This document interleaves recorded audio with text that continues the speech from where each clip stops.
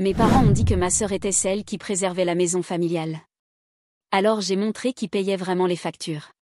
Mon nom est Elena, j'ai 31 ans, et jusqu'au mois dernier je croyais que la dynamique de ma famille était juste un peu compliquée. Maintenant je réalise que c'était un baril de poudre attendant d'exploser, et peut-être que j'ai été la mèche. Tout a commencé lors d'un de nos dîners habituels du dimanche, de ceux où mes parents insistent pour que tous soient présents, sans exception.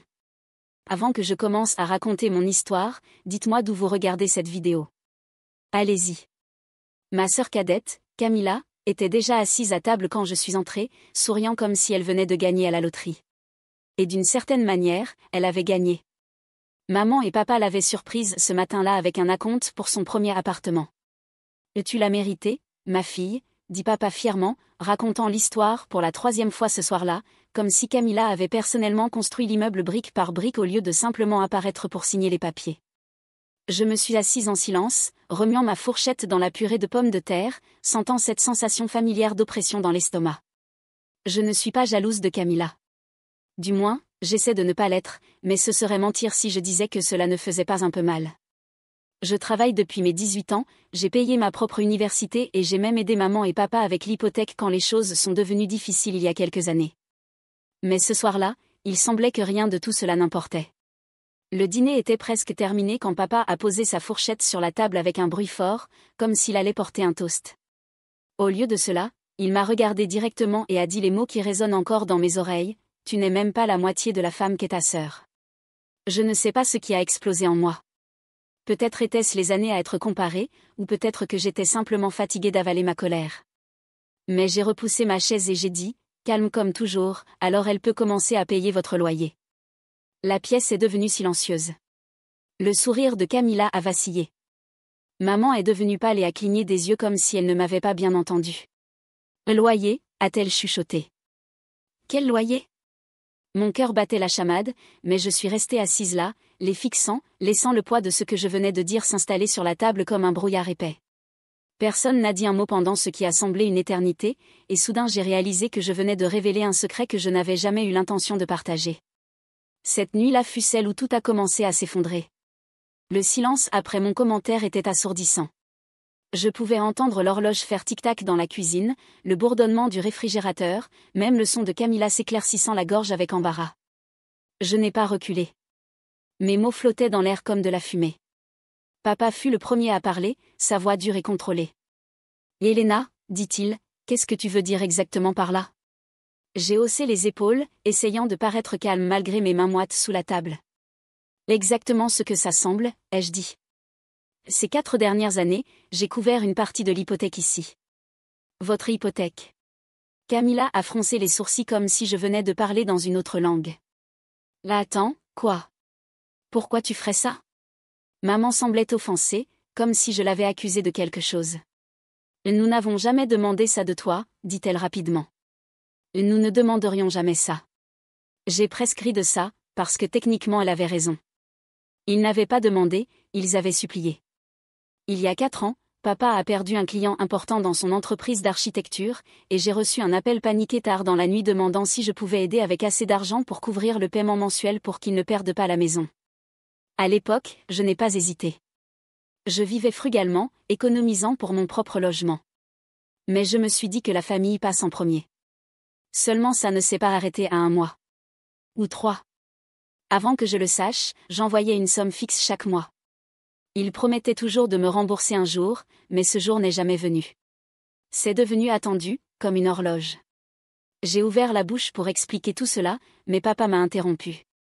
« C'est hautement inapproprié, dit-il, son ton plein d'autorité. Toute aide que tu nous as donnée dans le passé a été appréciée, mais la jeter à notre visage maintenant est inutile. » Cela a touché un nerf. Je n'avais pas prévu de les confronter ce soir, mais maintenant que la vérité était exposée, je n'allais pas les laisser la balayer sous le tapis. « Je ne vous la jette pas au visage, ai-je dit calmement. Je souligne que j'ai aidé à maintenir cette maison en fonctionnement pendant que Camilla est récompensée pour. » Quoi exactement ? Camilla s'est irritée. « Excuse-moi ? Je travaille pour mon appartement, Elena. Je me tue à la tâche dans mon emploi depuis 2 ans. J'ai presque levé les yeux au ciel. Oui, ton travail dans l'entreprise de papa, où tu es promu tous les 6 mois juste pour te présenter, ça doit être épuisant. Ça suffit.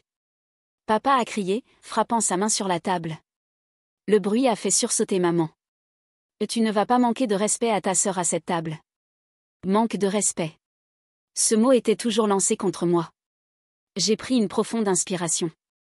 Je ne lui manque pas de respect, ai-je dit. Je demande pourquoi mon soutien est invisible.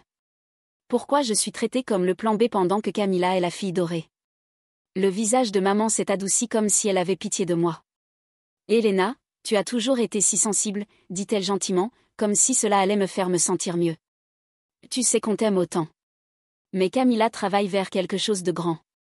Elle se fait un nom. C'est à ce moment-là que j'ai réalisé que ce n'était pas à propos d'argent. C'était à propos de perception. Peu importe ce que je faisais, peu importe combien je donnais, cela ne serait jamais comparable aux accomplissements de Camilla parce que les siens étaient visibles.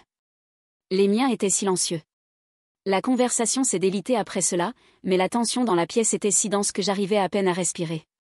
Je me suis excusée tôt, disant que j'avais du travail à finir à la maison, et je suis partie avant que le dessert soit servi. En conduisant de retour à mon appartement, j'ai continué à repasser la scène dans ma tête. Les mots de mon père, « Tu n'es même pas la moitié de la femme qu'est ta sœur », me rongeaient. Est-ce vraiment ainsi qu'il me voyait ? Comme une moitié. Dans les semaines qui ont suivi, la dynamique a empiré. Au prochain dîner du dimanche, maman a agi comme si rien ne s'était passé, mais j'ai remarqué qu'elle avait placé Camilla au bout de la table où papa s'asseyait normalement, comme si elle était une sorte d'héritière présomptive. Papa a passé la majeure partie du repas à parler de la prochaine promotion de Camilla et de sa fierté de la voir prendre les rênes dans l'entreprise. Je suis restée silencieuse ce soir-là, observant simplement. Chaque fois que j'essayais de contribuer quelque chose à la conversation, papa trouvait un moyen de la rediriger vers les accomplissements de Camilla. Un soir, quand Camilla a mentionné négligemment qu'elle pensait acheter une nouvelle voiture, un SUV entièrement équipé, maman s'est tournée vers moi avec ce ton doux mais tranchant qu'elle utilisait quand elle voulait faire une remarque. « Elena, peut-être pourrais-tu l'aider à rechercher de bonnes options de financement. Tu es si douée avec les chiffres. » J'ai senti ma mâchoire se contracter. « Bien sûr, ai-je dit sèchement, tant qu'elle n'a pas besoin que je fasse aussi les paiements. » La pièce est devenue silencieuse pendant un moment, et maman m'a lancé un regard aiguisé. C'était inutile, dit-elle, mais je ne me suis pas excusée. J'étais fatiguée de m'excuser pour dire la vérité. Puis est venue la goutte d'eau. Un samedi après-midi, papa m'a appelé et a demandé si je pouvais passer à la maison. Quand je suis arrivée, je l'ai trouvée avec Camilla dans le salon, l'air sérieux. Maman était assise rigidement sur le canapé, les mains entrelacées. « Qu'est-ce qui se passe ?» ai-je demandé, mon estomac s'effondrant. Papa s'est éclairci la gorge. « Ta sœur a une grande opportunité maintenant, dit-il. Elle pense à agrandir son appartement à 2 chambres pour pouvoir en louer une partie. C'est un investissement. » J'ai croisé les bras. « Et qu'est-ce que ça a à voir avec moi ?» Maman m'a donné un sourire plein d'espoir. « Nous avons pensé que tu pourrais peut-être aider avec l'acompte, dit-elle doucement, comme si elle me demandait d'arroser les plantes pendant qu'ils étaient en vacances. J'ai vraiment ri. Vous devez plaisanter. Camilla s'est agitée inconfortablement. Ce n'est pas de la charité, Elena. Tu nous aiderais toutes les deux. Je pourrais même te rembourser quand je commencerai à louer. Je les ai fixées, stupéfaite. Vous voulez que je finance sa 2e propriété alors que je ne possède même pas une ? L'expression de papa s'est durcie. Il s'agit de famille, dit-il. Tu as été en position d'aider avant. Tu es célibataire, tu n'as pas d'enfant et tu gagnes bien. Il est temps de faire un pas en avant à nouveau. Quelque chose en moi a explosé à ce moment-là. Je n'ai pas crié, mais ma voix était assez froide pour faire se recroqueviller maman. J'ai fait des pas en avant pendant 4 ans. J'ai payé une partie de votre hypothèque. J'ai sacrifié mes propres objectifs pour que vous ne perdiez pas cette maison. Et maintenant vous voulez que je finance les entreprises immobilières de Camilla ? Personne n'a rien dit. Je me suis tournée vers la porte. Je pense que nous avons terminé ici, ai-je dit, ma voix tremblant, en partie de colère, en partie de soulagement. Alors que je sortais, je pouvais entendre maman m'appeler, mais je ne me suis pas arrêtée. Cette nuit-là, assise seule dans mon appartement, j'ai regardé mes relevés bancaires. Tout l'argent que j'avais envoyé au fil des années. Toutes les économies que j'aurais pu avoir maintenant. Et pourquoi ? Une tape sur la tête et un sermon sur comment je ne serais jamais assez bien. Pour la première fois, j'ai commencé à me demander si j'étais prête à arrêter de les aider complètement. Et c'est alors que l'idée de mon prochain mouvement a commencé à prendre forme. 3 jours après cette confrontation, j'ai reçu un appel de maman tôt le matin. Sa voix était étrangement joyeuse, presque répétée, et cela m'a immédiatement mise en alerte. « Et Elena, dit-elle, peux-tu passer à la maison ce soir ? Ton père et moi voulons avoir un dîner en famille. Camilla sera là aussi. C'est important. » J'ai hésité. Une partie de moi voulait dire non, pour protéger ma sanité mentale et garder mes distances. Mais une petite partie de moi était curieuse. Peut-être voulait-il s'excuser. Peut-être, pour la première fois, avait-il réalisé à quel point ils avaient été hors limite. Contre mon meilleur jugement, j'ai accepté. Quand je me suis garée dans l'allée ce soir-là, la maison semblait la même que d'habitude. Mais il y avait une tension étrange dans l'air, comme les moments avant un orage. Je suis entrée et j'ai immédiatement remarqué que Camilla était déjà là, se détendant sur le canapé avec un petit sourire suffisant. Maman m'a accueillie avec une étreinte qui semblait plus une offre de paix que de la chaleur genuine. Le dîner était étrangement silencieux au début, jusqu'à ce que papa s'éclaircisse la gorge et dise « Elena, nous avons réfléchi à ce que tu as dit l'autre jour, sur l'hypothèque et sur la justice. » Je me suis redressée, prudemment optimiste. Papa a continué « Tu as été très généreuse ces dernières années, et nous apprécions cela. Mais nous devons aussi penser à l'avenir, notre avenir, et cette maison. » La façon dont il a dit « cette maison » m'a fait geler. « Quoi à propos de la maison ?» ai-je demandé. Maman a échangé un regard rapide avec papa avant de parler. Nous avons décidé d'ajouter Camilla à l'acte de propriété. Il m'a fallu une seconde pour traiter cela. L'ajouter Camilla à l'acte de propriété, ai-je répété lentement. Oui, dit papa matter of factly. Elle va hériter de la maison un jour de toute façon. Mais de cette façon, elle peut commencer à prendre des responsabilités maintenant. Elle peut construire un patrimoine. J'ai eu l'impression que le vent m'avait été retiré. Alors laisse-moi comprendre ça correctement. J'ai dit, ma voix dangereusement calme. J'ai aidé à payer pour cette maison pendant 4 ans, et votre solution est de faire de Camilla copropriétaire ? Maman semblait mal à l'aise, mais papa n'a pas vacillé. Camilla est celle qui va maintenir l'héritage familial vivant. Tu as clairement dit que tu voulais ton propre endroit un jour. C'est ce qui a du sens. Je les ai fixés incrédules. Vous ne m'avez même pas demandé. Nous n'avions pas besoin, répondit papa. Tu as toi-même dit que tu aidais juste. L'aide n'est pas la propriété. Ce mot, aide, blessait plus que prévu. J'avais sacrifié des vacances, des sorties nocturnes, même l'idée d'acheter ma propre maison, tout pour qu'il puisse garder cette maison. Et maintenant il m'excluait complètement, comme si je n'avais jamais contribué. Je me suis tournée vers Camilla, qui était soudainement très intéressée par son assiette. Tu le savais, n'est-ce pas ? Elle a hésité, puis a hoché la tête. Papa me l'a dit la semaine dernière. Je ne pensais pas que c'était grave. Ce n'était pas grave. J'ai répété, ma voix s'élevant. Camilla, cette maison ne serait même plus là si je n'avais pas couvert une partie des paiements. Tu n'aurais rien à hériter sans moi. Camilla a eu l'audace de hausser les épaules. Et écoute, Elena, tu as choisi de faire ça.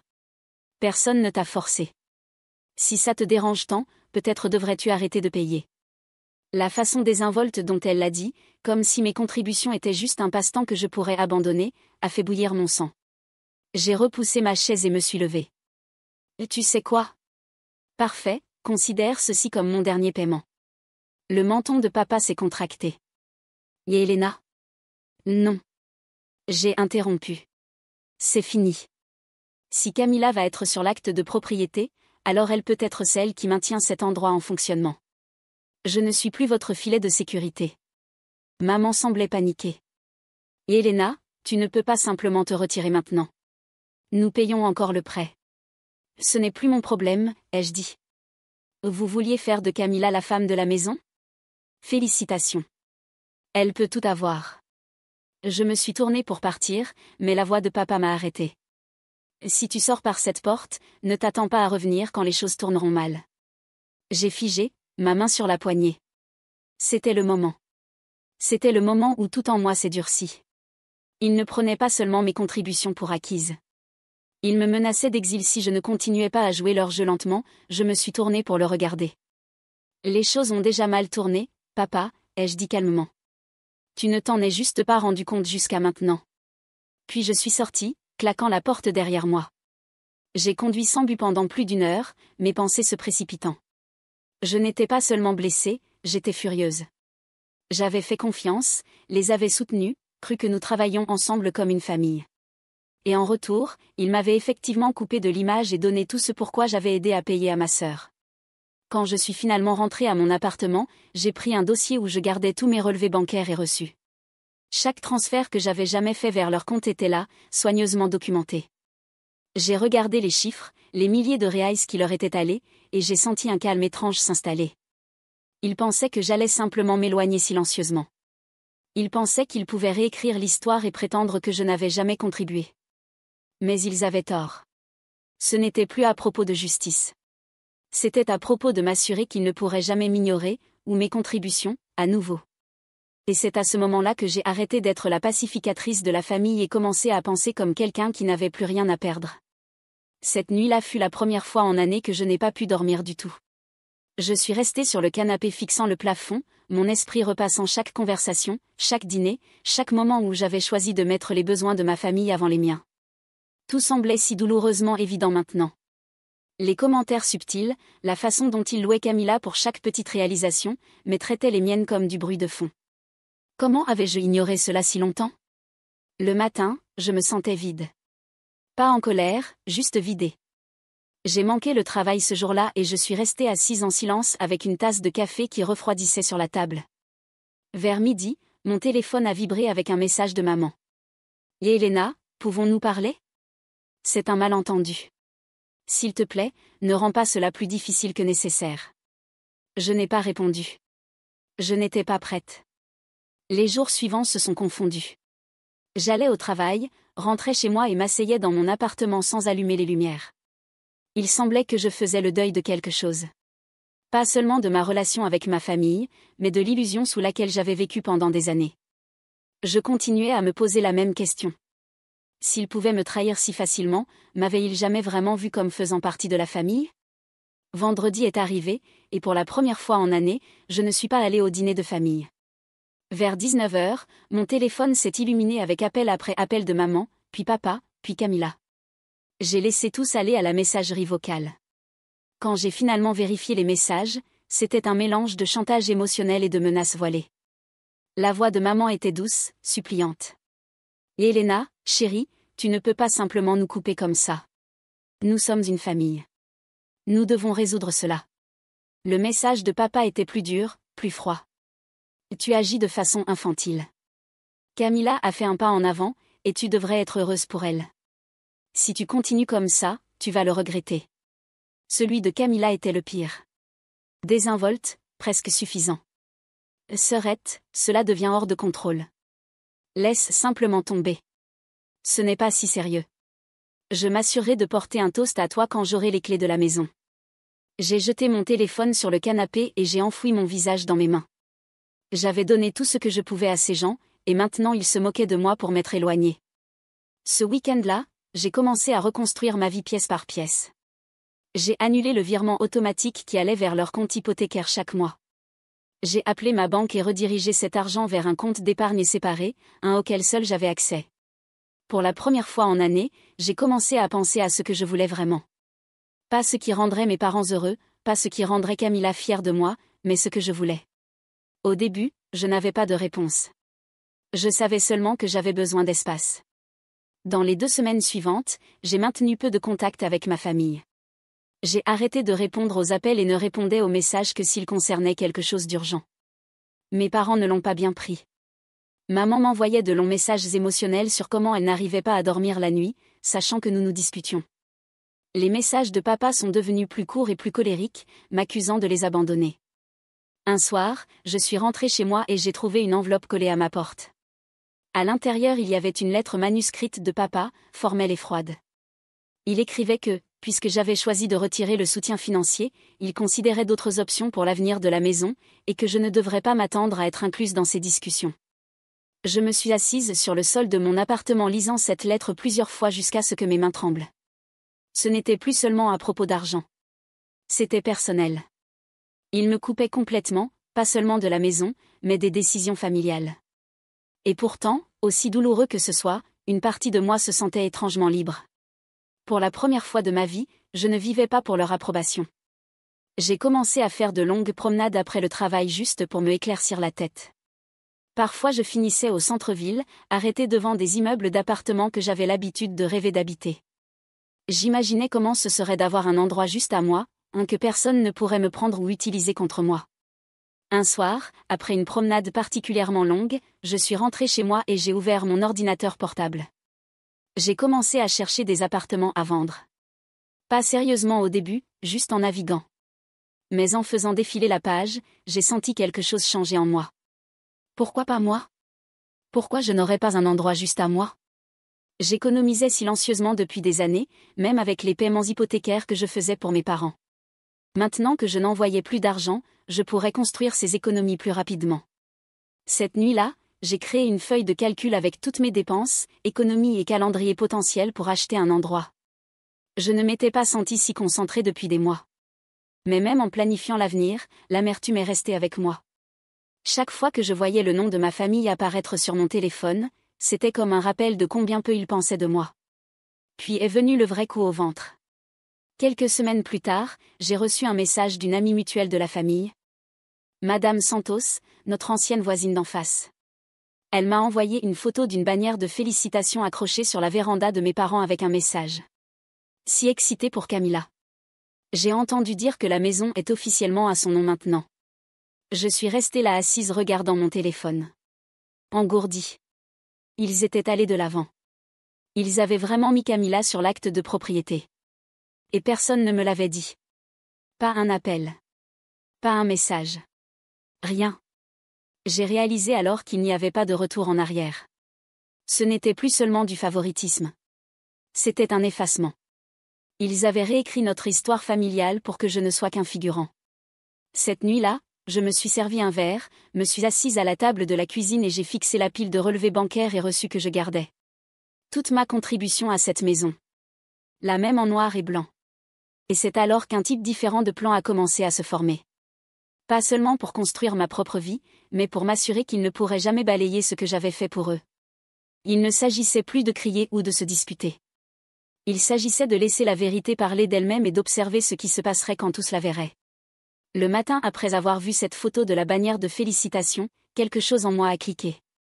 La douleur était encore là, mais maintenant elle semblait plus aiguisée, plus concentrée. Je ne dérivais plus. J'avais un but. Pour la première fois depuis des semaines, je me suis réveillée tôt, j'ai pris une douche et je me suis vraiment sentie énergique.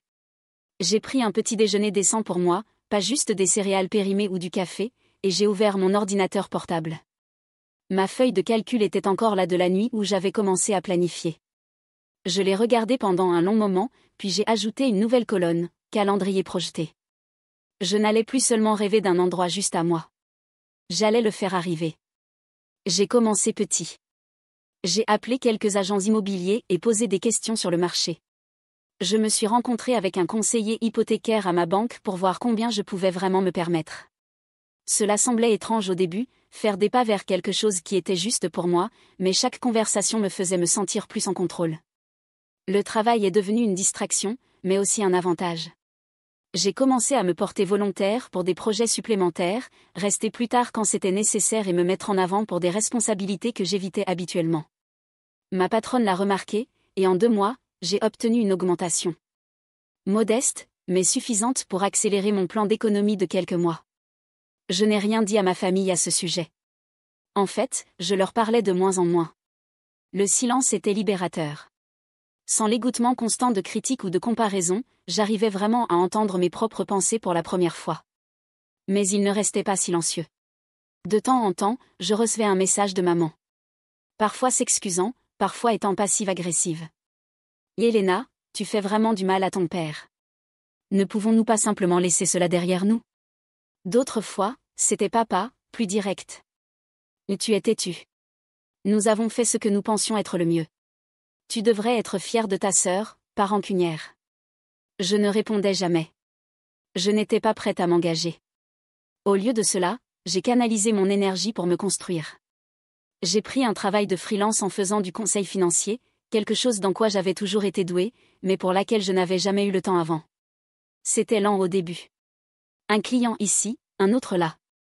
Mais le bouche à oreille a commencé à se répandre. En 3 mois, j'avais du travail régulier de fin de semaine qui doublait presque mes revenus. Et puis est venu le point de bascule. Un de mes clients freelance, une petite start-up technologique, m'a demandé si je considérerais venir comme analyste financière à temps plein. C'était un risque. Ils étaient jeunes, pas aussi établis que mon entreprise actuelle.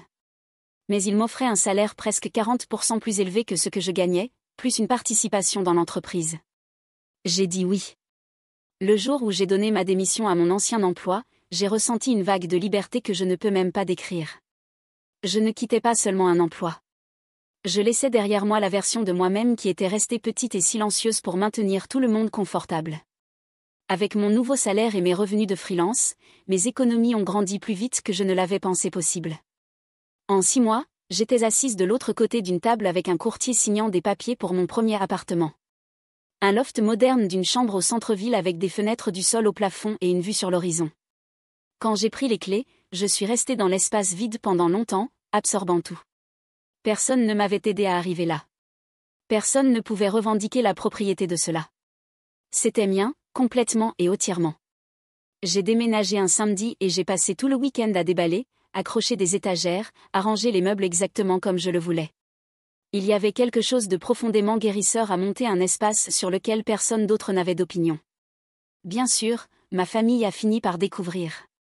Cela a commencé avec Camilla, qui a vu d'une façon ou d'une autre une photo que j'avais postée sur les réseaux sociaux. Juste une photo désinvolte de la vue depuis mon balcon. Son message est arrivé 5 minutes plus tard. Waouh, bel endroit. Je ne savais pas que tu cherchais une maison. J'ai ignoré. Un jour plus tard, maman a appelé. Quand je n'ai pas répondu, elle a laissé un message vocal. Elena, pourquoi ne nous as-tu pas dit? Nous aurions adoré t'aider à déménager. Ton père se sent très blessé que tu aies gardé cela secret. J'ai écouté le message 2 fois, puis je l'ai supprimé. Parce que la vérité était que ce n'était pas un secret. Il n'avait simplement pas le droit de savoir. Dans les semaines suivantes, je me suis concentrée sur m'installer dans ma nouvelle vie. Mon travail à la start-up était difficile, mais passionnant, et l'entreprise croissait rapidement.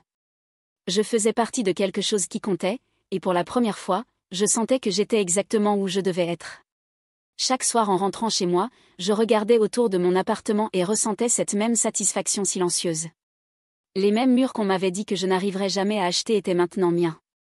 Pas parce que quelqu'un me les avait donnés, mais parce que j'avais lutté bec et ongles pour construire cette vie. Mais même en prospérant, l'amertume n'est pas partie. Si quelque chose, elle s'est aiguisée. Parce que je savais ce que ma famille racontait encore à tout le monde. Que Camilla avait sauvé la maison familiale. Qu'elle était celle qui avait fait un pas en avant quand les temps étaient difficiles. Mes contributions étaient invisibles, effacées, et cela brûlait. Un soir, je me suis assise à ma table à manger avec cette même pile de relevés bancaires et de reçus devant moi. Chaque mois, chaque paiement, chaque réal que j'avais sacrifié pour cette maison. Je les ai étalés sur la table, passant mes doigts sur les chiffres. Et c'est alors que l'idée s'est formée complètement. Pas seulement pour dire la vérité, mais pour la montrer. S'ils voulaient prétendre que je n'avais rien fait, j'allais rendre impossible pour quiconque de le croire. Et quand le moment viendrait, je n'allais pas élever ma voix. Je n'allais pas discuter. J'allais laisser les faits parler d'eux-mêmes. Et regarder pendant que tout ce qu'ils avaient construit sur des mensonges s'effondrait. Quand le printemps est arrivé, j'avais transformé mon appartement en un foyer. Pas seulement un endroit pour dormir, mais un espace qui ressemblait à un reflet de moi. J'avais un coin bureau convenable avec un bureau élégant et un tableau blanc où je suivais mes objectifs. Mon réfrigérateur n'était plus vide, et mon compte bancaire semblait plus sain que jamais. La vie était bonne, mais cette pile de reçus restait sur ma table à manger comme un rappel silencieux que je n'avais pas fini. J'ai commencé à réfléchir plus délibérément sur comment, quand et où révéler la vérité sur tout ce que j'avais fait pour la maison de mes parents. Je ne voulais pas une dispute criée dans leur cuisine. Je ne voulais pas une confrontation privée qu'ils pourraient balayer sous le tapis. Je voulais que tous, toute la famille, peut-être même leurs amis, voient qui avait vraiment maintenu cette maison debout.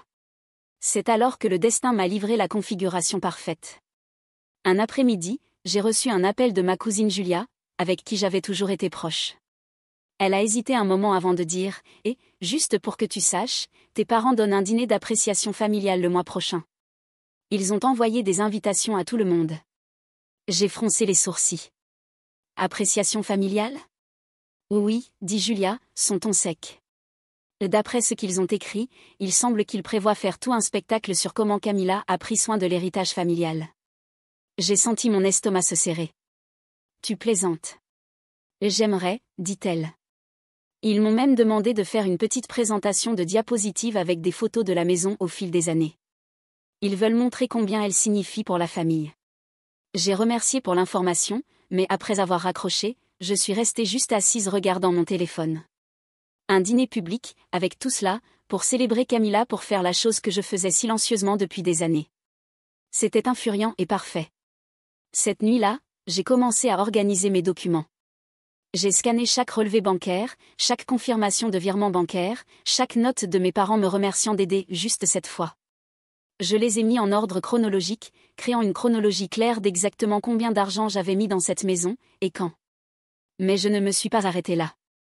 Grâce à mon travail en finance, j'avais accès à un logiciel qui me permettait de construire des rapports financiers de niveau professionnel. J'ai passé tout un week-end à compiler tout en un seul document poli. Graphique, tableau, annotation. À la fin, j'ai ajouté une page de résumé. Contribution totale à la maison familiale. 2020 à 2024, $, 127 650. Voir le chiffre comme ça, en gras et indéniable, m'a fait me rasseoir dans ma chaise et exhaler. Fini de minimiser ce que j'avais fait. Fini de les laisser réécrire l'histoire. Mais il y avait encore une pièce dont j'avais besoin. Par Julia, j'ai découvert que le dîner allait être dans une salle d'événement locale, une chose semi-formelle, avec projecteur et microphone loués. Cela m'a donné une idée. J'ai contacté Julia, prudemment, j'ai demandé si elle pouvait partager le fichier de présentation avec moi juste pour jeter un coup d'œil. Elle n'a pas posé de questions, l'a envoyé le soir même. J'ai ouvert le fichier et parcouru les diapositives. C'était simple, des photos de la maison de différentes années, des photos de famille sur la véranda, des légendes sur les souvenirs faits là. La dernière diapositive disait, en grandes lettres, « Merci, Camilla, de préserver notre maison familiale ». J'ai regardé cette diapositive pendant longtemps. Puis j'ai copié toute la présentation et commencé à faire ma propre version. Même photo. Même légende. Mais à la fin, au lieu de cette ligne sur Camilla, j'ai ajouté un nouvel ensemble de diapositives. Mon rapport financier, condensé dans un format propre et facile à lire. J'ai fait en sorte que chaque transfert ait une date et une brève description. J'ai inclus le montant total en police géante sur la dernière diapositive, avec une ligne en dessous. Voici qui a maintenu la maison vivante. Quand j'ai fini, j'ai exporté le fichier et l'ai sauvé à 3 endroits différents. Sur mon ordinateur portable, sur une clé USB et dans le stockage cloud. Je n'allais pas risquer de le perdre. Plus je travaillais dessus, plus je me sentais calme. Ce n'était plus à propos de vengeance. Ou peut-être que si, mais d'une façon qui semblait précise. Contrôlée. Au travail, les choses s'amélioraient aussi. Notre start-up venait d'obtenir un client important, ce qui signifiait que mes options d'action valaient soudain beaucoup plus. Pour la première fois, j'étais dans une position où ma stabilité financière ne semblait pas fragile. Je pouvais entrer dans ce dîner complètement inébranlable. Les semaines précédant l'événement ont été étrangement silencieuses. Mes parents n'ont pas beaucoup contacté, bien que maman ait envoyé une invitation polie et formelle par message. Yelena, nous adorerions que tu nous rejoignes pour cette soirée spéciale. Cela signifierait beaucoup pour la famille. J'ai répondu simplement, je serai là. Je n'en ai pas dit plus. La soirée du dîner est arrivée, et je me suis habillée soigneusement. Rien de voyant, mais assez élégant pour faire impression. Quand je suis entrée dans la salle d'événement, j'ai immédiatement remarqué comment les têtes se tournaient. Quelques parents ont souri et fait signe, surpris de me voir après des mois d'absence. Camilla m'a aperçu de l'autre côté de la salle et a arqué un sourcil, mais n'a rien dit. Maman est venue vers moi, m'a serré fort et a chuchoté, « Je suis si heureuse que tu sois venue. » J'ai juste souri poliment. Je n'aurais manqué ça pour rien au monde. La soirée a commencé avec des conversations décontractées, de la nourriture et du vin. L'atmosphère était chaleureuse, festive. Je suis restée silencieuse, attendant. Finalement, après le dîner, papa s'est levé et a tapé dans le microphone. « Merci à tous d'être venus ce soir », a-t-il commencé. Cette maison a été la pierre angulaire de notre famille pendant des décennies, et nous voulions prendre un moment pour reconnaître la personne qui a travaillé si dur pour la préserver. Camilla a bougé dans sa chaise, souriant déjà comme si elle savait ce qui venait. Et avec cela, papa a dit fièrement, regardons en arrière quelques-uns des souvenirs que nous avons faits au fil des années. Les lumières se sont éteintes, et la présentation a commencé à jouer sur l'écran.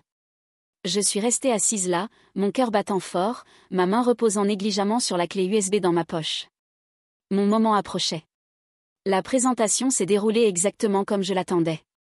Des photos confortables de la maison au fil des années, des images de Camilla aidant papa à réparer une clôture, des dîners de famille sur la véranda, des matins de Noël près de la cheminée. Je pouvais entendre des murmures de nostalgie ondulant dans la foule. Maman essuyait ses yeux avec une serviette. Camilla semblait absorber les applaudissements dans une cérémonie de remise de prix. Et puis est venue la diapositive finale. Merci, Camilla, de préserver notre maison familiale. La salle a explosé en applaudissements polis. Papa a mis sa main sur l'épaule de Camilla fièrement, et Camilla s'est vraiment levée et a fait un petit signe de la main, comme si elle venait de recevoir la clé de la ville. J'ai laissé les applaudissements mourir avant de me lever. Si je pouvais avoir un moment, ai-je dit, ma voix calme mais portante. La salle est devenue silencieuse, et papa semblait confus. Et Elena, ce n'est vraiment pas le moment. Cela ne prendra qu'une minute, ai-je dit. Puisque nous parlons de préserver la maison, j'ai pensé que ce pourrait être un bon moment pour partager quelque chose d'important. Avant que quiconque puisse m'arrêter, j'ai marché vers le projecteur, branché ma clé USB et cliqué pour la diapositive suivante, ma diapositive. L'écran s'est illuminé avec la page de titre « Contribution financière à la maison familiale, 2020 à 2024 ». Des murmures ont commencé autour de la salle. J'ai cliqué à nouveau. La diapositive suivante montrait la première année, une liste organisée de virements mensuels, date et montant. Certains étaient petits. D'autres étaient gros. Mais le modèle était indéniable. Chacun étiqueté « Soutien hypothèque ». Il y a 4 ans, ai-je commencé, gardant ma voix ferme, maman et papa m'ont appelé une nuit et ont dit qu'ils risquaient de perdre la maison. J'ai envoyé de l'argent pour couvrir le paiement de ce mois. Et puis du mois suivant. Et du suivant. Pendant 4 ans, j'ai contribué à maintenir cet endroit debout. Clic. Une autre année est apparue sur l'écran. Les chiffres sont devenus plus gros. Ce n'est pas pour me vanter, ai-je continué, scrutant la salle. Je n'ai jamais dit à personne parce que je pensais que nous étions tous dans le même bateau ensemble. Je pensais que nous étions une famille. Mais quand j'ai découvert que Camilla avait été ajoutée à l'acte de propriété sans même une conversation, j'ai réalisé que l'histoire était sur le point d'être réécrite. Et je n'allais pas laisser cela arriver. Clic. La 3e année est apparue, se terminant par un total en gras. $127 650. La salle est devenue complètement silencieuse. Ni fourchette qui claque. Ni chuchotement. Juste le son du ventilateur du projecteur qui bourdonne. Ceci, ai-je dit, pointant vers l'écran, est ce qui a vraiment préservé la maison. J'ai laissé cela s'installer pendant un long moment avant de cliquer vers la dernière diapositive. C'était une photo de la maison prise l'été dernier, avec la légende. Ceci était ma contribution. Ne l'oubliez pas. Je me suis éloignée du projecteur, mon cœur battant fort, mais mon visage calme. Le silence s'est étendu jusqu'à ce que Julia, ma cousine, lâche un sifflement bas. « Waouh » dit-elle doucement. Je n'avais aucune idée. Cela a brisé la tension.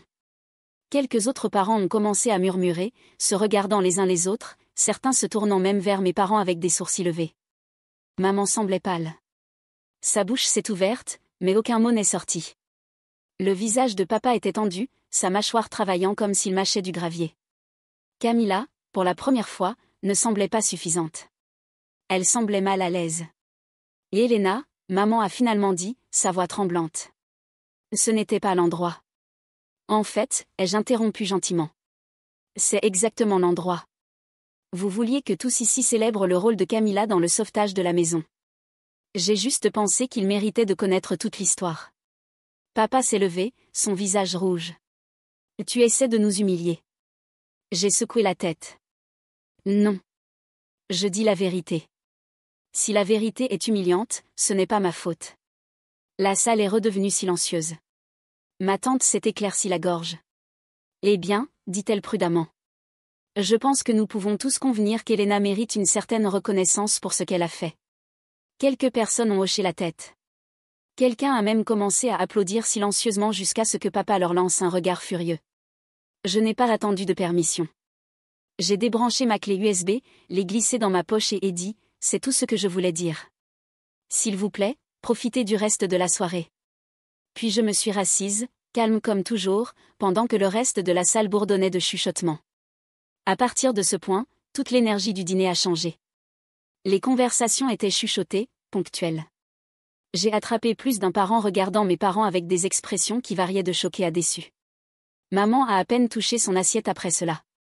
Papa n'a pas dit un mot de plus pour le reste de la soirée. Camilla a essayé de faire une blague une fois, murmurant quelque chose sur « Eh bien, je suppose que tu étais l'héroïne tout le temps », mais personne n'a ri.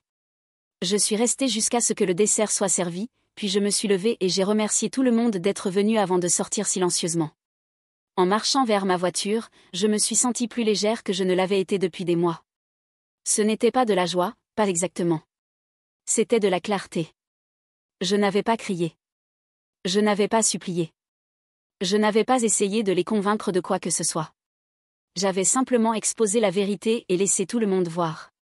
Et à en juger par les expressions sur les visages de mes parents quand je suis partie, la vérité avait frappé plus fort que tout argument n'aurait jamais pu. Mais en conduisant vers la maison, une nouvelle question s'est formée dans mon esprit, une qui m'a fait serrer le volant un peu plus fort. Que allaient-ils faire maintenant qu'ils avaient été exposés ? Les conséquences ont commencé presque immédiatement. Le matin suivant, mon téléphone a vibré avec une série de messages de maman, de longs paragraphes qui oscillaient sauvagement entre culpabilité, colère et apitoiement sur soi. « Elena, ce que tu as fait hier soir était cruel. Tu nous as pris par surprise devant tout le monde. » 2 minutes plus tard, un autre message, mais peut-être que nous le méritions. Je n'ai pas réalisé combien tu donnais. J'aurais dû te remercier plus tôt. Et puis, presque comme si elle ne pouvait pas se contrôler, mais tu aurais pu venir nous voir en privé. Maintenant tout le monde parle de nous. Ton père n'a pas dormi de la nuit. Je n'ai pas répondu. Je n'étais pas prête à être tirée dans leur narratif. À midi, papa a appelé. J'ai laissé aller à la messagerie vocale, puis j'ai écouté pendant qu'il parlait. Son ton coupant. Tu as fait honte à cette famille, Elena. Les gens appellent, posent des questions. Tu as fait paraître que nous t'avons forcé à payer quand tu t'es offerte. C'était ton choix. Il a fait une pause, et pour la première fois, j'ai entendu une fissure dans sa voix. Je ne sais pas qui tu essaies de blesser, mais tu as profondément blessé ta mère. Si c'était ton objectif, félicitations. J'ai supprimé le message sans le sauvegarder. Plus tard cet après-midi, Julia m'a appelé. « Et tu n'as aucune idée du remue-ménage que tu as causé hier soir, » dit-elle, essayant de ne pas rire. La moitié des parents est furieuse contre tes parents. L'autre moitié t'appelle l'héroïne méconnue de la famille. Tante Linda a dit que c'était la première fois qu'elle voyait ton père rester sans voix. J'ai ri un peu, à moitié surprise de combien cela m'a fait du bien. Je n'ai pas fait ça pour eux, ai-je dit. Je voulais juste que la vérité soit exposée. Eh bien, dit Julia, tu as réussi. Et maintenant personne ne peut prétendre qu'il ne sait pas. Cette nuit-là, j'ai décidé de vérifier les réseaux sociaux. Mes parents n'étaient pas de gros utilisateurs, mais quelques-uns de mes cousins avaient posté des photos de l'événement. Sous l'une d'elles, il y avait un fil de commentaires qui était clairement devenu un débat. Cousin Miguel, honnêtement, félicitations à Elena. Si j'avais donné autant, j'aimerais que les gens le sachent aussi. Tante Linda, exactement. Il ne s'agit pas de faire honte à quelqu'un, il s'agit de reconnaissance. Amie de famille Karen, je ne savais pas qu'Elena aidait avec l'hypothèque. C'est incroyable. Les commentaires continuaient et continuaient. Pas une personne ne m'a critiqué pour ce que j'avais fait. La semaine suivante, il y a eu un silence total de mes parents. Puis, un vendredi soir, j'ai entendu un coup à la porte de mon appartement. Quand j'ai ouvert, papa était là, semblant plus vieux que je ne l'avais jamais vu. Maman était derrière lui, les mains entrelacées. Et Elena, papa a dit, sa voix basse. Pouvons-nous entrer ? Je me suis écartée et les ai laissés entrer, gardant mon visage neutre. Ils ne se sont pas assis immédiatement. Maman a regardé autour de l'appartement, absorbant l'espace propre et minimaliste. « Tu as bien réussi, dit-elle doucement. « Merci, ai-je dit, toujours debout. » Papa a finalement parlé. « Je te dois des excuses, dit-il, chaque mot lent et délibéré. Je n'ai pas réalisé combien d'amertume s'était accumulé. Je pensais que nous faisions tous notre part, mais tu as fait plus que quiconque, et j'ai minimisé ça. C'était mal. Maman a hoché la tête rapidement. Nous aurions dû te parler avant d'ajouter Camilla à l'acte de propriété. Ce n'était pas juste. Nous avons juste assumé que la maison ne t'importait pas. J'ai exhalé lentement, laissant leurs mots flotter là pendant un moment avant de répondre. Il ne s'agit pas de la maison, ai-je dit. Il s'agit de respect. J'ai été là pour vous quand les choses sont devenues difficiles, et vous avez agi comme si cela ne s'était jamais passé. Vous m'avez fait me sentir invisible. Papa a regardé le sol. Tu as raison, a-t-il admis. Nous avions tort. Je ne m'attends pas à ce que tu me pardonnes immédiatement, mais je voulais que tu l'entendes de moi. Nous savons ce que tu as fait pour nous, et nous n'oublierons pas. Maman a fait un pas plus près. Ton père et moi avons parlé. Nous voulons t'ajouter à l'acte de propriété aussi. C'est le moins que nous puissions faire. J'ai secoué la tête. Je n'en veux pas, ai-je dit simplement. Ils ont tous les deux semblé surpris. Maintenant j'ai mon propre endroit. Ma propre vie. Cette maison a été ma responsabilité trop longtemps, mais plus maintenant. Vous pouvez la garder, la donner à Camilla, faire ce que vous voulez avec. J'ai fini de m'attacher à quelque chose qui ne m'a apporté que souffrance. Les yeux de maman se sont remplis de larmes. Et Elena. Je ne dis pas ça pour vous blesser, ai-je interrompu gentiment. Je le dis parce que je suis finalement libre, et je veux continuer comme ça. Il y a eu un long silence. Papa a finalement hoché la tête une fois. Si c'est ce que tu veux, dit-il. C'est ça. Ils sont restés quelques minutes de plus, essayant maladroitement de faire la conversation, mais l'énergie avait changé. Quand ils sont finalement partis, maman m'a serré un peu trop longtemps et a chuchoté « Je suis fière de toi ». Pour la première fois en années, je l'ai vraiment cru. Quand la porte s'est fermée derrière eux, je suis restée là pendant un moment, regardant l'horizon de la ville à travers ma fenêtre. Je n'avais pas seulement exposé la vérité. J'avais forcé qu'ils me voient, vraiment me voient, pour la première fois. Et maintenant, pour la première fois de ma vie, je ne vivais pas dans l'ombre de l'approbation de ma famille. Je me tenais seule, complète et sans m'excuser. Et je savais, au fond, qu'ils ne me sous-estimeraient plus jamais. Les semaines suivantes ont apporté une paix étrange. Le travail allait bien, notre start-up avait sécurisé 2 autres clients importants, et ma participation en action valait substantiellement plus. Ma vie sociale, qui était passée au second plan pendant des années de drame familial, a commencé à fleurir à nouveau. Je me suis reconnectée avec de vieilles amies, j'ai commencé à fréquenter des événements de réseautage, je me suis même inscrite à un cours de poterie que j'avais toujours voulu essayer. C'était comme si, en enlevant le poids constant de la dynamique familiale toxique, j'avais libéré de l'énergie pour investir en moi-même de façon que j'avais oublié être possible. Ma famille a maintenu une distance respectueuse. Camilla a essayé de me contacter quelques fois, des messages maladroits qui semblaient à moitié excuses, à moitié tentatives de revenir à la normale. Sœurette, tu veux déjeuner cette semaine? J'ai l'impression qu'on doit parler.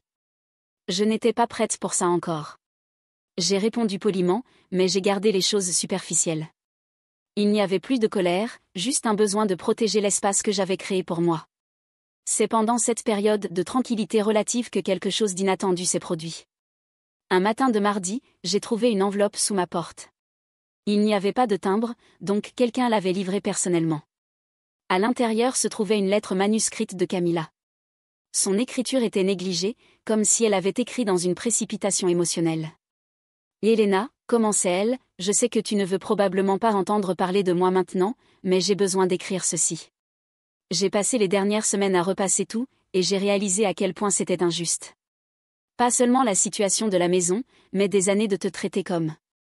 Je ne sais pas, comme un meuble de fond. Tu as toujours été là, toujours fiable, mais d'une façon ou d'une autre invisible. Je ne l'ai pas réalisé à l'époque. Honnêtement, je ne voulais pas le réaliser parce que cela signifiait que je n'étais pas aussi spéciale que je le pensais. Que peut-être je n'avais pas gagné tout toute seule. La vérité, c'est que j'étais jalouse de toi. Tu as toujours semblé si... ensemble. Si indépendante. Tu n'as jamais eu besoin de la validation constante dont j'avais besoin. Et quand maman et papa me complimentaient, je m'y accrochais parce que ça me faisait sentir que je faisais enfin quelque chose de bien. Mais je savais, au fond, que tu portais le vrai poids. Et j'ai fait semblant de ne pas savoir parce que c'était plus facile. Je ne m'attends pas à ce que tu me pardonnes. Je ne demande même pas ça. Je voulais juste que tu saches que je vois maintenant.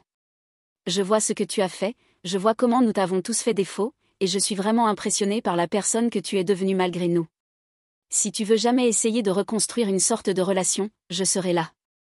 Mais je comprends si tu ne veux pas. Tu as construit une bonne vie sans nous, et peut-être que c'est mieux comme ça. Avec amour et regret, Camilla. Je me suis assise à ma table de cuisine lisant la lettre 3 fois. C'était la chose la plus mature que Camilla m'ait jamais dite. Une partie de moi voulait être cynique, chercher des motifs cachés ou des demi-excuses. Mais en lisant, j'ai senti quelque chose en moi se radoucir légèrement. Pas le pardon, je n'étais pas encore prête pour ça. Mais quelque chose comme l'espoir. Peut-être pas pour revenir à ce que nous étions avant, mais pour la possibilité de quelque chose de nouveau et différent éventuellement. J'ai rangé la lettre dans un tiroir, à côté de mes documents importants. Je n'étais pas prête à répondre encore, mais je n'étais pas prête à la jeter non plus. 2 mois après avoir reçu la lettre de Camilla, ma vie avait trouvé un rythme confortable. Le travail prospérait, notre start-up venait d'être acquise par une plus grande entreprise, ce qui signifiait que ma participation en action s'était transformée en une somme substantielle d'argent. Pour la première fois de ma vie, j'avais une vraie sécurité financière. C'est alors que j'ai reçu un appel inattendu de Julia un jeudi après-midi. Sa voix était tendue, inquiète. « Elena, tu dois savoir quelque chose. Tes parents. Ils ont de sérieux problèmes financiers. Encore. » J'ai senti mon estomac se serrer. « Qu'est-ce que tu veux dire ? » L'entreprise de ton père a perdu 3 gros clients ce mois. Ils sont en retard sur l'hypothèque à nouveau. 2 mois consécutifs. Julia a hésité. Et il y a plus. Camilla n'a pas pu assumer sa part. Elle a été licenciée de l'entreprise la semaine dernière. J'ai fermé les yeux. Bien sûr qu'elle l'était. Comment tu sais tout ça ? Ma mère me l'a dit. Tes parents l'ont appelée hier soir, désespérés. Ils considèrent vendre la maison. Après avoir raccroché, je suis restée assise dans mon bureau à domicile pendant 1 heure, traitant l'information. Une partie de moi ressentait une satisfaction sombre et immédiate. Il m'avait coupé, effacé, tout donné à Camilla, et maintenant elle ne pouvait pas tenir le coup. Il y avait une justice poétique là-dedans. Mais la satisfaction n'a pas duré longtemps. Parce que je savais que, même après tout ce qu'ils avaient fait, je me souciais encore d'eux. Pas de la dynamique familiale toxique, mais des gens en dessous. Et l'idée qu'ils perdent la maison que j'avais aidé à sauver pendant des années me faisait me sentir creuse. Cette nuit-là, j'ai pris la lettre de Camilla du tiroir et je l'ai relue. Son admission qu'elle savait, au fond, que je portais le vrai poids. Sa confession sur la jalousie et le besoin de validation. Il y avait une vulnérabilité là qui résonnait avec moi d'une façon que je n'attendais pas. Le lendemain matin, j'ai fait quelque chose qui m'a surprise. J'ai appelé Camilla. Elle a répondu à la 3e sonnerie, sa voix prudente. « Et Elena ? Salut. J'ai entendu parler du travail. Je suis désolée. » Il y a eu un long silence. « Merci. Je ne m'attendais pas à ce que tu saches. Julia me l'a dit. À propos de tout. La situation des paiements, la possibilité de vendre la maison. » La voix de Camilla est devenue petite. « Et Elena, j'ai essayé. J'ai vraiment essayé d'assumer les paiements quand tu es partie, mais c'était plus que je ne réalisais. Et puis quand j'ai perdu le travail. » Elle a fait une pause. « Je sais que je n'ai pas le droit de demander quoi que ce soit, mais nos parents sont désespérés. Ils ont trop de fierté pour t'appeler. Et toi ? Moi. Je n'ai plus de fierté. Pas après tout ce que j'ai accompli. » Sa voix s'est brisée légèrement. « Elena, tu avais raison sur tout. J'étais la fille dorée parce que c'était plus facile pour eux de me complimenter que de reconnaître le vrai sacrifice que tu faisais. Et maintenant je prouve que je ne mérite même pas un peu du crédit que j'ai reçu. » J'ai pris une profonde inspiration. « Camilla, tu veux qu'on se rencontre pour parler ? En personne ? Nous avons prévu de nous retrouver dans un café neutre au centre-ville samedi. » Quand je suis arrivée, elle était déjà là, semblant plus petite d'une façon ou d'une autre. Plus jeune et plus vulnérable que je ne me souvenais. Nous nous sommes assises un peu maladroitement au début. « Merci d'être venue, dit-elle finalement. Je sais que je ne mérite pas ton temps. Tu as écrit que tu n'attendais pas le pardon, ai-je dit. Mais qu'est-ce que tu attends ? Camilla a remué son café. Honnêtement ? Je ne sais pas. Peut-être juste la chance de dire la vérité à voix haute. D'admettre que j'ai tout gâché et que tu as toujours été la personne la plus forte de notre famille. Nous avons parlé pendant 2 heures. Camilla m'a dit comment elle se sentait pressée d'être parfaite, comment elle vivait dans la peur de décevoir nos parents, comment l'attention qu'elle recevait venait avec des attentes écrasantes. Ce n'était pas une excuse pour comment il m'avait traité, mais ça offrait du contexte. Et l'ironie, dit-elle, c'est que tu as fait exactement ce que j'ai toujours voulu faire. Tu as construit une vie propre, indépendante, sans avoir besoin de l'approbation de personne. J'enviais ça, mais je ne savais pas comment y arriver. Quand nous nous sommes séparés, quelque chose avait changé. Nous n'étions pas des sœurs proches à nouveau, il y avait encore beaucoup à réparer. Mais il y avait une base pour quelque chose de réel pour la première fois. Cette nuit-là, j'ai pris une décision qui m'a surprise. Le lundi, j'ai appelé un avocat spécialisé en droit immobilier. J'ai expliqué ma situation, les années de paiement, la documentation que j'avais, le fait que mon nom n'avait jamais été ajouté à l'acte de propriété. Il a examiné tous mes documents et m'a donné quelques options intéressantes. Tu as un cas solide pour remboursement, dit-il. Tu ne pourras peut-être pas récupérer la valeur totale, mais avec cette documentation, tu peux revendiquer une partie significative du patrimoine de la maison. Surtout considérant que tes paiements ont aidé à construire la valeur actuelle. Mais ce n'était pas ce que je voulais. Il y avait une option meilleure, plus élégante. Et si je voulais acheter leur maison, ai-je demandé. Assumer l'hypothèque restante ? L'avocat a souri. Ce serait possible. En fait, étant donné ta situation financière actuelle et le fait qu'ils sont en défaut, tu pourrais probablement négocier des termes très favorables. J'ai passé la semaine suivante à calculer les chiffres, parler avec la banque, structurer une proposition. Ce n'était pas de la vengeance, c'était de résoudre le problème d'une façon qui restaurait un certain équilibre. Le vendredi, j'ai appelé mes parents et demandé si je pouvais les visiter samedi. Maman semblait surprise mais reconnaissante. Quand je suis arrivée, la maison semblait fatiguée. De petites réparations qui avaient été reportées, un jardin qui avait besoin de soins. Ils m'ont invité à entrer, tous les deux visiblement nerveux. Je sais à propos de la situation financière, ai-je dit directement. Julia me l'a dit. Papa s'est recroquevillé. Et Elena, nous ne voulons pas ton argent à nouveau. Nous avons causé assez de dégâts. Je n'offre pas d'argent, ai-je dit. J'offre une solution. J'ai posé un dossier sur la table de cuisine. Je veux acheter votre maison. Ils m'ont tous les deux regardé bouche bée. Quoi ? Je vais assumer l'hypothèque restante, régler tous les retards, et vous donner assez d'argent pour vous établir dans un endroit plus petit, plus gérable. Vous pouvez même rester ici comme locataire si vous voulez. Payant un loyer équitable jusqu'à ce que vous trouviez quelque chose de permanent. Maman a commencé à pleurer. Et Elena, nous ne pouvons pas accepter ça. Pourquoi pas, ai-je demandé. C'est une solution pratique. Vous sortez de la dette, gardez un toit au-dessus de votre tête, et j'obtiens finalement la propriété que j'ai aidé à maintenir pendant des années. Papa était silencieux, réfléchissant. Ce serait trop généreux. Ce n'est pas de la générosité, ai-je dit calmement. C'est des affaires. Cette maison vaut plus maintenant que quand j'ai commencé à aider avec les paiements. J'investis dans une propriété que je connais bien, dans un quartier que j'aime. Et vous êtes libre du stress financier. Il a fallu 3 semaines pour finaliser toute la paperasserie, mais fin novembre, j'étais officiellement propriétaire de la maison où j'avais grandi. Mes parents ont décidé de déménager dans un appartement plus petit à 2 pâtés de maison, assez près pour maintenir leurs racines, assez loin pour avoir un nouveau départ. Camilla m'a approché le jour du déménagement. C'est incroyable, dit-elle, regardant autour de la maison vide. Tu as littéralement retourné tout le jeu. Il ne s'agissait pas de retourner le jeu, ai-je répondu. Il s'agissait de résoudre un problème. Tu vas vivre ici ? J'ai secoué la tête. Je vais rénover et louer. Peut-être comme propriété de vacances, ou pour une jeune famille. Mais j'aime mon appartement en ville. Camilla a hésité. Elena, tu sais que c'est plus gracieux que n'importe lequel d'entre nous ne le méritait, non ? J'ai souri pour la première fois en moi d'une façon qui atteignait vraiment mes yeux. Il ne s'agissait pas de ce que vous méritiez. Il s'agissait de ce dont j'avais besoin pour aller de l'avant. 6 mois plus tard, la maison était entièrement rénovée et louée à une jeune famille avec 2 petits-enfants. Les locataires adoraient l'espace, et les revenus locatifs couvraient généreusement l'hypothèque restante.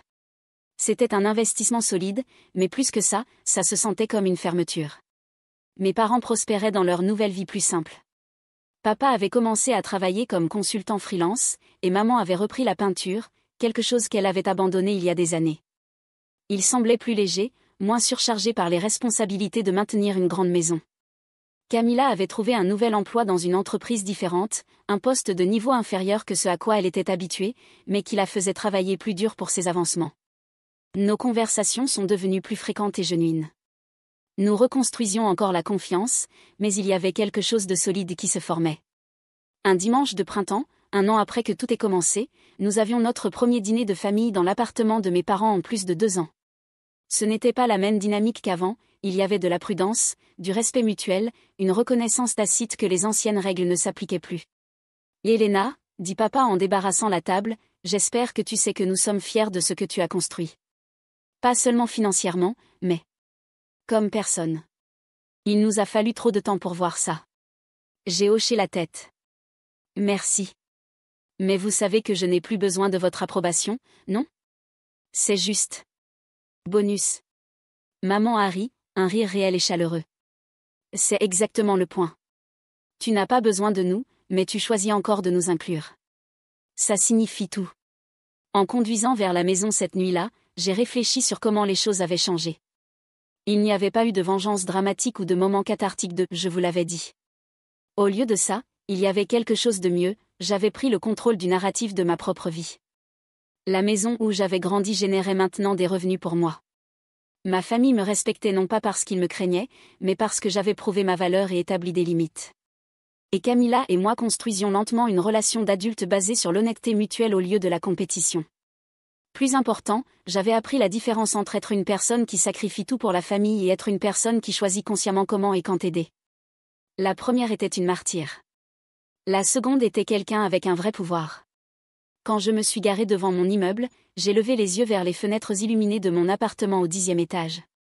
Mon espace. Ma vie. Mes règles. Et pour la première fois en années, je me suis sentie complètement en paix avec tous mes choix. La vengeance, j'ai découvert, n'avait pas à être destructive. Parfois, la vengeance la plus satisfaisante était simplement de bien vivre et de forcer tous autour à faire face à la réalité de leurs actions. Parfois, la vengeance était d'acheter la maison que vous aviez aidé à sauver et de la transformer en quelque chose qui travaillait pour vous. Et parfois, la vengeance était de pardonner, non pas parce qu'il le méritait, mais parce que vous étiez finalement assez forte pour choisir quand et comment laisser le passé partir. J'avais trouvé mon pouvoir, et il était de ne plus jamais laisser personne me faire me sentir invisible. Et ça, à la fin, valait plus que toute rétribution que j'aurais pu imaginer. Si cette histoire vous a touché d'une façon ou d'une autre, s'il vous plaît laissez un like et abonnez-vous à la chaîne pour plus d'histoires de dépassement et de justice. Vos commentaires et soutiens font toute la différence pour d'autres personnes qui peuvent traverser des situations similaires. À la prochaine histoire.